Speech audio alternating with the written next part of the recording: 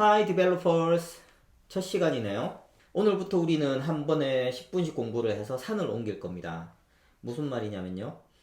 지금 이 방송을 듣는 여러분들은 아마 앱 개발을 시도해보지도 않았을 거예요. 그래서 새로운 앱이 나오면 관심 있게 사용하면서 이 부분 이렇게 했으면 좋았을 건데? 라고 생각하는 그런 사람들이었어요. 오늘부터 조금씩 쌓아나가서 우리는 결국에 원하는 앱도 만들어보고 그 과정에서 내 실력을 증명한 어떤 자격도 취득하게 될 겁니다.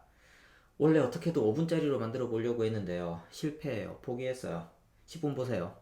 자, 한번 시작해 볼까요? 먼저 준비물. 맥이 있어야 돼요. 네, iOS 앱을 만들려면 맥이 필요합니다. 이건 어쩔 수 없어요. 한번 애플 웹사이트를 들어가 볼까요?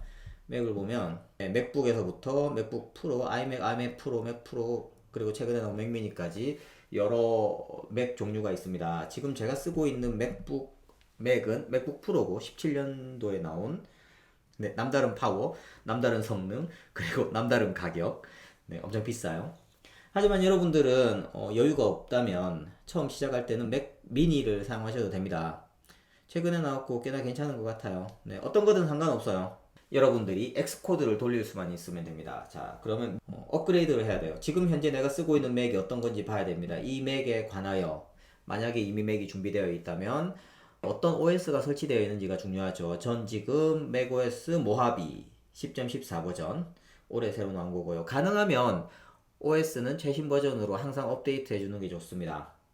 자, 이렇게 버전을 확인하고 나면 아이북스 애플리케이션 어디 있을까요? 여기에서 제가 북스로 검색을 해볼죠. 네, 저렇게 도서라고 하는 이름의 앱인데요.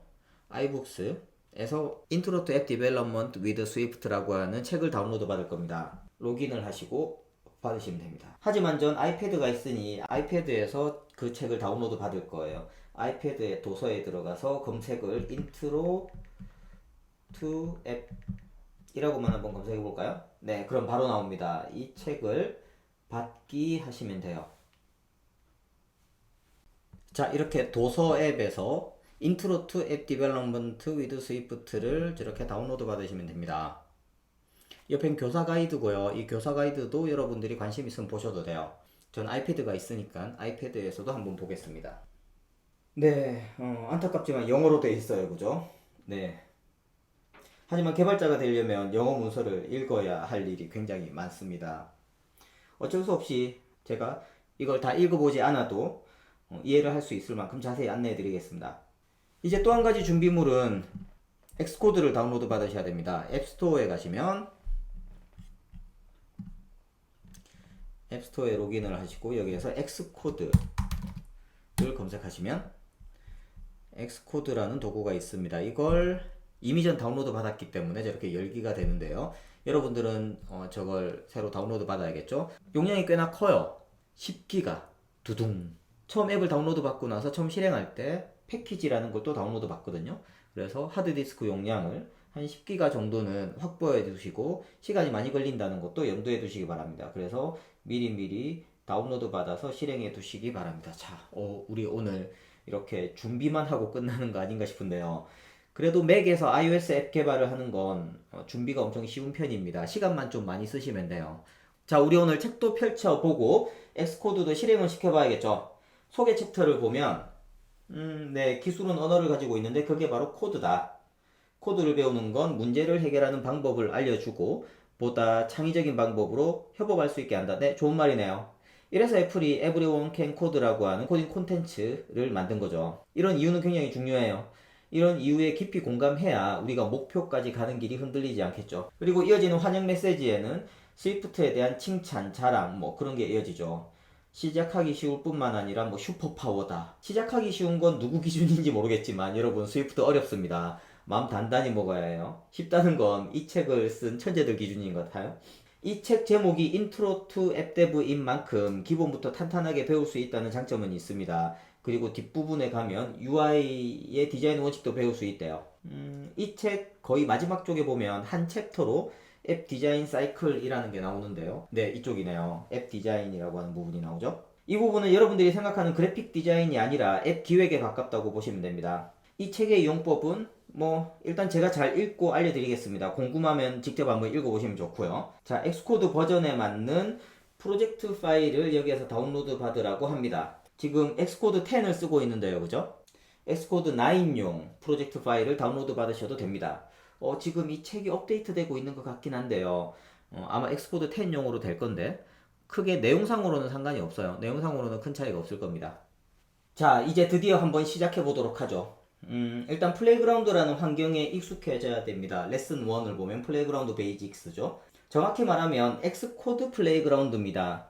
아이패드에는 아이패드 전용으로 나온 스위프트 플레이그라운드라는 환경이 있어서 거기에서도 코딩을 배울 수 있는데요. 우리가 쓰는 거랑은 좀 달라요. 거긴 좀 더 쉽고 그래픽 화려하고 다이나믹한 콘텐츠들이 있어요. 이렇게 말하니까 거기 가서 공부하고 싶은데 아이패드 플레이그라운드 앱에선 앱을 못 만듭니다. 자, 플레이그라운드 베이직스고 고 빌드라고 되어 있죠. 저 때부터 우리는 맥에 가서 우리가 다운로드 받은 프로젝트 파일을 열어서 시작을 해야 됩니다. 사실 이 책은 이렇게 페이지가 별로 없어요, 그죠? 4페이지밖에 없어요. 네, 이렇게 표지를 포함해서 4페이지죠. 그런데 저 플레이그라운드 파일을 열어보면 7개의 파일이 더 있습니다. 한번 열어볼게요. 전 지금 여기에 샘플 프로젝트를 다운로드 받았습니다. 인트로 투 앱데브 커리큘럼이라고 되어 있고요. 목록으로 한번 볼까요? 1번 플레이그라운드 베이직스. 이 파일을 더블 클릭해서 열어보면 엑스코드에서 열립니다. 환경을 좀 바꿀게요. 조금 더 글자를 크게 만들겠습니다. 여러분들이 보기 쉽게. 엑스코드에서 폰트 앤 컬러에 가보면 프리젠테이션의 다크 모드. 네, 좀 더 보기가 낫죠? 자, 그래서 플레이그라운드라는 것에 대한 설명을 합니다. 이게 바로 플레이그라운드입니다. 말 그대로 놀이터고요. 막 친구들과 노는 곳이죠. 모래성을 쌓았다가 무너뜨리고 막 적당한 곳에서 뛰어내려도 보고 막 부담 없는 곳이에요. 이런 환경에서 우리는 실제 앱 개발에 사용할 코드들을 부담 없이 테스트해 볼 수 있습니다. 자, 플레이그라운드는 바로 이렇게 실행 결과를 보여줍니다. 765라고 하는 숫자를 쓰니 765 라면서 마이너스 1200이라는 숫자를 쓰니 마이너스 1200 이라면서 자기가 잘 알아들었다고 옆에 바로 결과를 표시해 주죠. 우린 방금 코드로 숫자를 만들었고 그 결과를 받은 겁니다. 이 플레이그라운드 파일은 일종의 편집 가능한 책이라고 보면 됩니다. 우리가 코드를 입력할 수 있지만 이런 설명문은 수정할 순 없어요. 그렇죠? 자, 3페이지로 넘어가 볼까요? 여기에서 바로 계산을 할 수 있다고 나옵니다. 이렇게 숫자를 넣으면 바로 결과값이 나오죠. 아주 간단한 계산기처럼도 쓸 수 있고 곱하기나 나누기도 가능하고 괄호를 이용해서 순서도 바꿀 수 있습니다. 자, 그리고 다음 페이지.